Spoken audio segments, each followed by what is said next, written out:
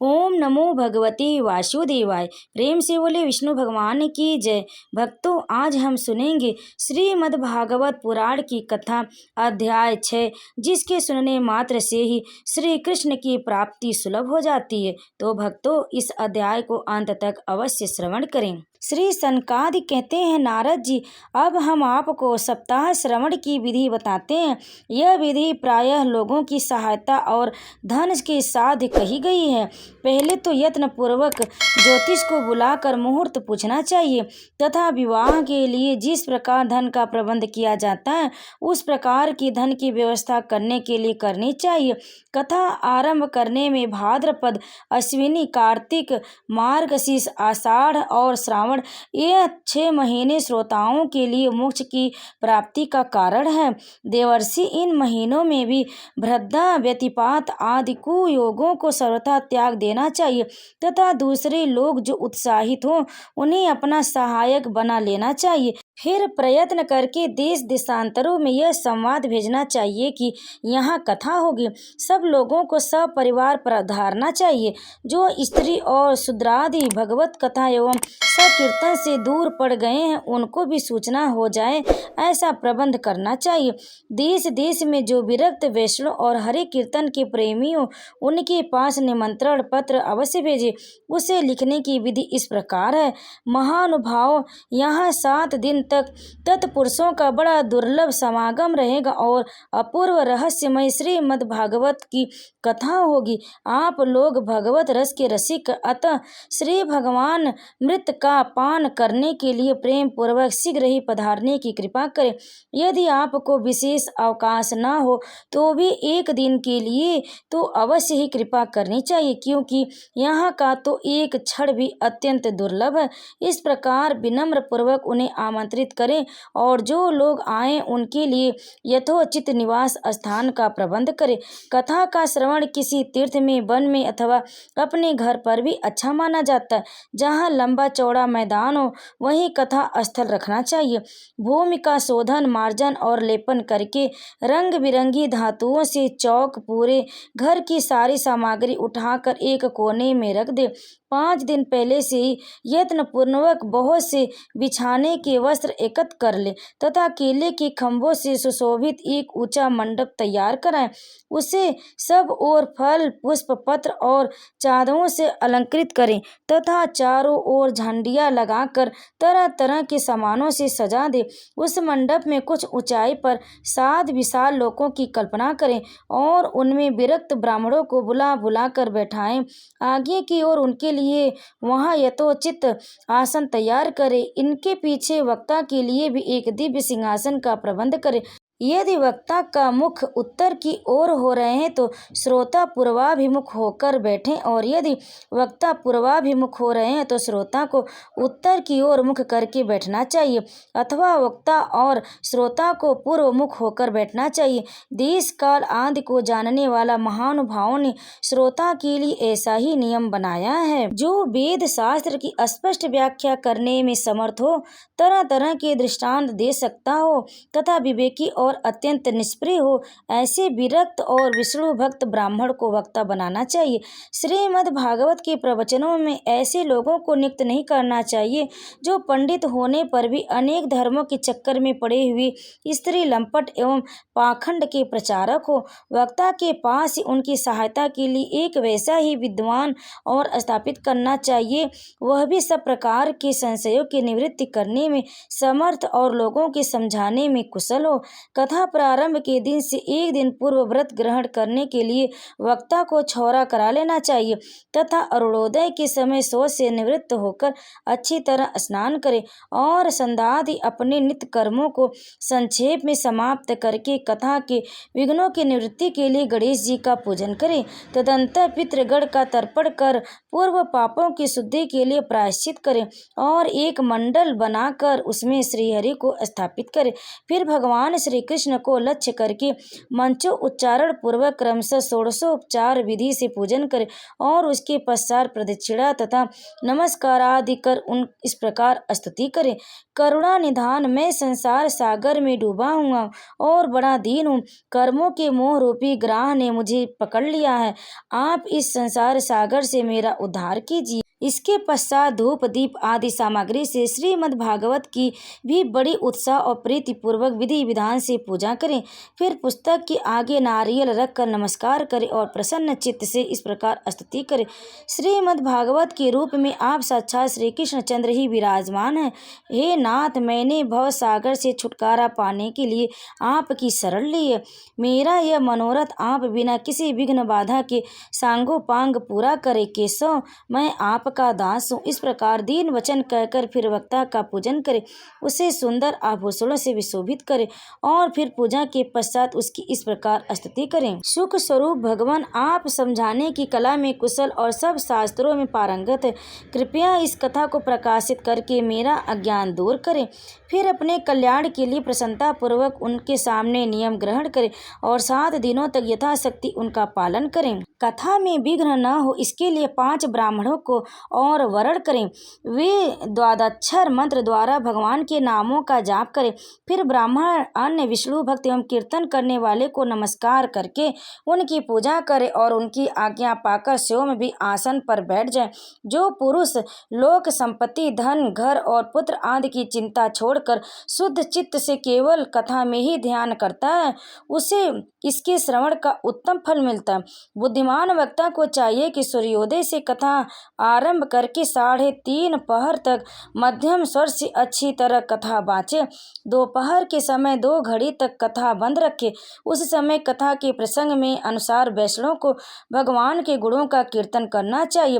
व्यर्थ बातें नहीं करनी चाहिए। कथा के समय मल मूत्र की वेग को काबू में रखने के लिए अल्पाहार सुखकारी होता है। इसलिए श्रोता केवल एक ही समय हविष्यान्न भोजन करें। यदि शक्ति हो तो 7 दिन निराहार रहकर कथा सुने अथवा केवल घी या दूध पीकर सुखपूर्वक श्रवण करें अथवा फलाहार या एक समय ही भोजन करें। जिससे जैसा नियम सुविते सद सके उसी को कथा श्रवण के लिए ग्रहण करें। मैं तो उपवासक की अपेक्षा भोजन करना अच्छा समझता हूँ, यदि वह कथा श्रवण में सहायक हो। यदि उपासक से श्रवण में बाधा पहुँचती हो तो वह किसी काम का नहीं है। नारद जी, नियम से सप्ताह सुनने वाले पुरुषों के नियम सुनिए। विष्णु भक्त की दीक्षा से रहित पुरुष कथा श्रवण का अधिकारी नहीं है। जो पुरुष नियम से कथा सुने उसे ब्रह्मचर्य से रहना, भूमि पर सोना और नित्य प्रति कथा समाप्त होने पर पत्तल में भोजन करना चाहिए। दाल, मधु, तेल, गरिष्ठ अन्न, भाव द्योतित पदार्थ और बासी अन्न, इनका उसे सर्वदा ही त्याग करना चाहिए। काम, क्रोध, मद, मान, मत्सर, लोभ, दंभ, मोह और द्वेष को तो अपने पास भी नहीं भटकने देना चाहिए। वह वेद, वैष्णव, ब्राह्मण, गुरु, गोसेवक तथा स्त्री, राजा और महापुरुषों की निंदा से बचे। नियम से कथा सुनने वाले पुरुष को रजस्वला स्त्री, अत्यंत म्लेच्छा, पतित, गायत्रीहीन, द्विज, ब्राह्मणों की द्वेष करने वाले तथा वेद को न मानने वाले पुरुषों से बात नहीं करनी चाहिए।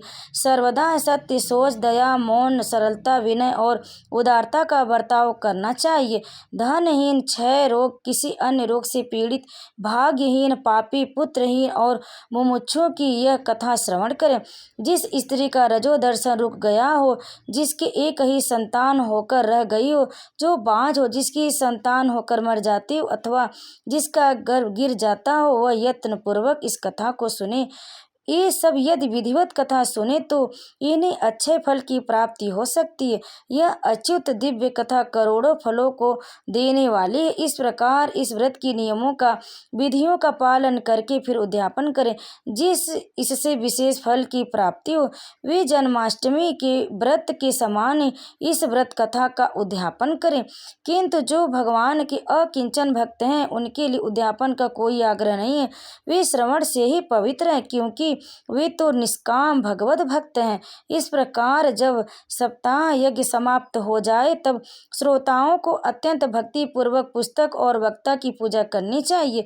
फिर वक्ता श्रोताओं को प्रसाद, तुलसी और प्रसादी मालाएं दे तथा सब लोग मृदंग और झांकी की मनोहर ध्वनि से सुंदर कीर्तन करे, जय जयकार, नमस्कार और ध्वनि शंख ध्वनि का घोष कराए तथा ब्राह्मण और याचकों को धन और अन्न दे।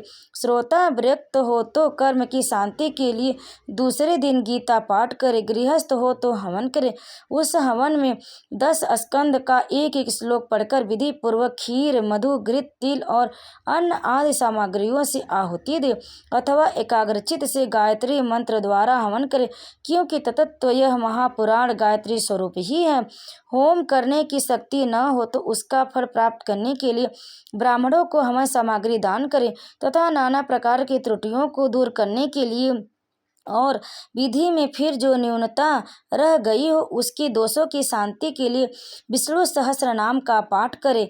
उससे सभी कर्म सफल हो जाते, क्योंकि कोई भी कर्म इससे बढ़कर नहीं है।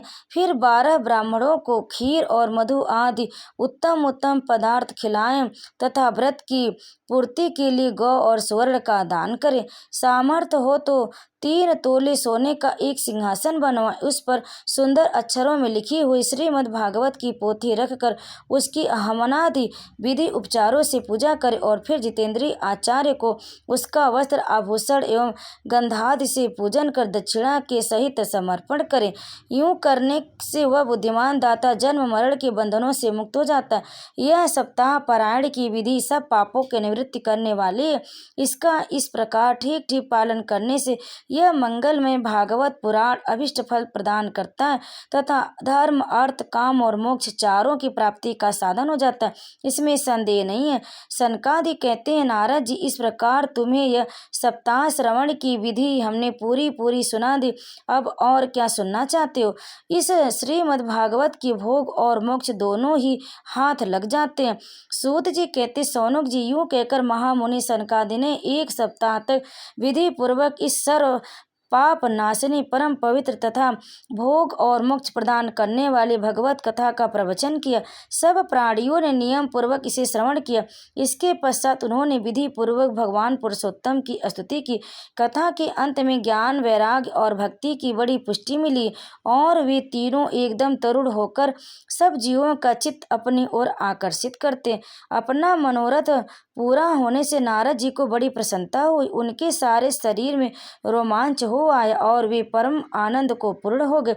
इस प्रकार कथा श्रवण कर भगवान के प्यारे नारद जी हाथ जोड़कर प्रेम से गदगद बाड़ी में सनकादि से कहने लगे। नारद जी ने कहा, मैं धन्य हूँ, आप लोगों ने करुणा करके मुझे बड़ा ही अनुग्रहित किया। आज मुझे सर्व पापहारी भगवान श्री हरि की प्राप्ति हो गई है। तपोधनो, मैं श्रीमद् भागवत पुराण को ही सब धर्मों में श्रेष्ठ मानता हूँ, क्योंकि जिसके श्रवण से वैकुंठ लोक गोलोक बिहारी श्री कृष्ण की प्राप्ति होती है। सूत जी कहते हैं, सौनक जी, वैष्णव श्रेष्ठ नारद जी यूं कहकर कह ही रहे थे कि कथा समाप्त होते ही व्यास नंदन श्री सुखदेव जी वहां पधारे। 16 वर्ष की सी आयु आत्मलाभ से पूर्ण ज्ञान रूपी महासागर का संवर्धन करने के लिए चंद्रमा के समान वे प्रेम से धीरे धीरे श्रीमद् भागवत का पाठ कर रहे थे।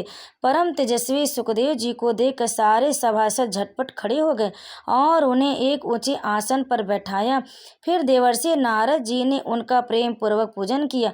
उन्होंने सुखपूर्वक बैठकर कहा, आप लोग मेरी निर्मल वाणी सुनिए। श्री सुखदेव जी बोले, रसिक एवं भावुक जन, यह श्रीमद् भागवत वेद रूप कल्प वृक्ष का परिपक्व फल है। श्री सुखदेव रूप सुख के मुख का संयोग होने से अमृत रस से परिपूर्ण है। यह रस ही रस है, इसमें न छिलका है न गुठली। यह इसी लोक में सुलभ है। जब तक शरीर में चेतना रहे तब तक आप लोग बार बार इसका पान करें। महामुनि वेद व्यास ने श्रीमद् भागवत महापुराण की रचना की। इसमें निष्कपट निष्काम परम धर्म का निरूपण, इसमें शुद्धांत करण सत्पुरुषों के जानने योग कल्याणकारी वास्तविक वस्तु का वर्णन, जिसमें तीनों तापों की शांति है। इसका आश्रय लेने पर दूसरी शास्त्र अथवा साधन की आवश्यकता नहीं रहती। जब कभी पुण्य आत्मा पुरुष इसके श्रवण की इच्छा करते हैं, तभी ईश्वर अविलंब उनके हृदय में अवरुद्ध हो जाते हैं। यह भागवत पुराणों का तिलक और वैष्णव का धन है। इसमें परमहंसों के पुण्य प्राप्य विशुद्ध ज्ञान का ही वर्णन किया गया है तथा ज्ञान वैराग्य और भक्ति से रहित निवृत्ति मार्ग को प्रकाशित किया गया है। जो पुरुष भक्ति पूर्वक इसके श्रवण पठन और मनन में तत्पर रहता है, वह मुक्त हो जाता है। यह रस स्वर्ग लोक सत्यलोक कैलाश और बैकुंठ में नहीं है। इसलिए भाग्यवान श्रोताओं, तुम इसका खूब पान करो, इसे कभी मत छोड़ो। सूत जी कहते हैं, श्री सुखदेव जी इस प्रकार कह ही रहे थे कि उस सभा में बीचों बीच प्रहलाद, बलि, उद्धव और अर्जुन आदि पार्षदों सहित साक्षात श्री हरि प्रकट हो गए। तब देवर्षि नारद ने भगवान और उनकी भक्ति यथोचित पूजा की। भगवान को प्रसन्न देखकर देवर्षि ने उन्हें एक विशाल सिंहासन पर बैठा दिया और सब लोग उनके सामने संकीर्तन करने लगे। उस कीर्तन को देखने के लिए श्री पार्वती जी के सहित महादेव जी और ब्रह्मा जी भी आए। कीर्तन आरंभ हुआ। प्रहलाद जी तो चंचल गति फुर्तीले होने के कारण करताल बजाने लगे। उद्धव जी ने झांझी उठा ली। देवर्षि नारद बीड़ा की ध्वनि करने लगे। स्वर विज्ञान गान विद्या में कुशल होने के कारण अर्जुन राग अलापने लगे। इंद्र ने मृदंग बजाना आरंभ किया। सनकादि बीच बीच में जय घोष करने लगे और इन सबके आगे सुखदेव जी की तरह तरह की सरस अभंगी करके भाव तानने लगे। इन सबके बीच में परम तेजस्वी भक्ति ज्ञान और वैराग्य नटों के समान नाचने लगे। ऐसा अलौकिक कीर्तन देखकर भगवान प्रसन्न हो गए और इस प्रकार कहने लगे, मैं तुम्हारी इस कथा और कीर्तन से बहुत प्रसन्न हूँ। तुम्हारे भक्ति भाव ने इस समय मुझे अपने वश में कर लिया, अतः तुम लोग मुझसे वर मांगो। भगवान के यह वचन सुनकर सब लोग बड़े प्रसन्न हुए और प्रेमयी चित्त में भगवान से कहने लगे, भगवान, हमारी यह अभिलाषा है कि भविष्य में जहाँ कहीं सप्ताह कथा हो, वहाँ आप इन पार्षदों के सहित अवश्य पधारें। हमारा यह मनोरथ पूर्ण कर दीजिए। भगवान तथास्तु कहकर अंतर्ध्यान हो गए। इसके पश्चात नारद जी ने भगवान तथा उनके पार्षद के चरणों को लक्ष्य करके प्रणाम किया और फिर सुखदेव जी आदि तपस्वियों को भी नमस्कार किया। कथामृत का पान करने से सब लोगों को बड़ा ही आनंद हुआ। उनका सारा मोह नष्ट हो गया। फिर वे सब लोग अपने अपने स्थान को चले गए। उस समय सुखदेव जी ने भक्ति को उसके पुत्रों सहित अपने शास्त्र में स्थापित कर दिया। इसी से भागवत का सेवन करने से श्री हरि वैष्णव के हृदय में यहाँ विराजते। जो लोग दरिद्रता के दुख ज्वर की ज्वाला में दग्ध हो रहे हैं, जिन्हें माया पिशाच जी ने रोट डाला है तथा जो संसार समुद्र में डूब रहे हैं, उनका कल्याण करने के लिए श्रीमद् भागवत सिंहनाद कर रहा है। शौनक जी ने पूछा, सूत जी, सुखदेव जी ने राजा परीक्षित को, गोकर्ण ने धुंधकुरी को और सनकादि ने नारद जी को किस किस समय यह ग्रंथ सुनाया था? मेरा यह संशय दूर कीजिए। सूत जी ने कहा, भगवान श्री कृष्ण के स्वधाम गमन के बाद कलयुग की 30 वर्ष के कुछ अधिक बीत जाने पर भाद्रपद मास की शुक्ला नवमी को सुखदेव जी ने कथा आरंभ की थी।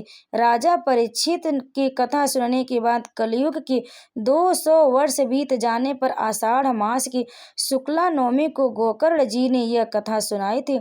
इसके पीछे कलयुग के 30 वर्ष और निकल जाने पर कार्तिक शुक्ला नवमी से सनकादि की कथा आरंभ की थी।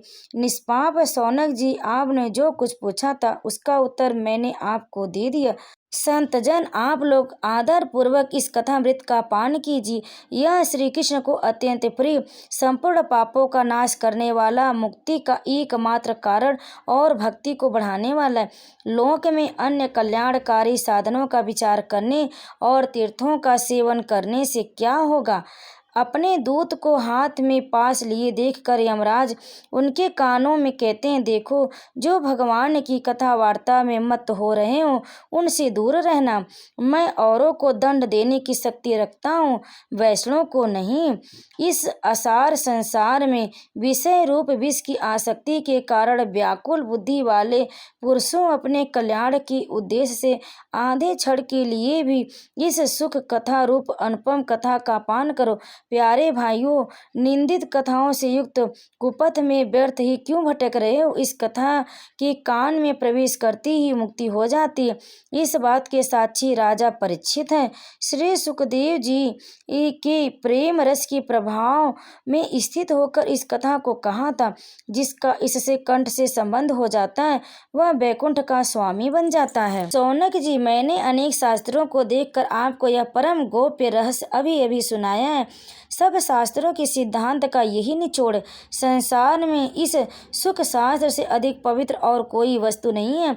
अतः आप लोग परमानंद की प्राप्ति के लिए इस द्वादश स्कंद रूप रस का पान करें। जो पुरुष नियम पूर्वक इस कथा का भक्ति भाव से श्रवण करता है और जो सुधांत करण भगवत भक्तों के सामने इसे सुनाता है, वे दोनों ही विधि का पूरा पूरा पालन करने के कारण इसका यथार्थ फल पाते हैं। उनके लिए त्रिलोकी में कुछ भी असाध्य नहीं रह जाता। जय श्री हरि, जय श्री कृष्ण भगवान की जय। भक्तों, कथा को अंत तक सुनने के लिए आप सभी भक्तों का बहुत बहुत धन्यवाद। आगे की कथा आप अगले अध्याय में अवश्य सुनें।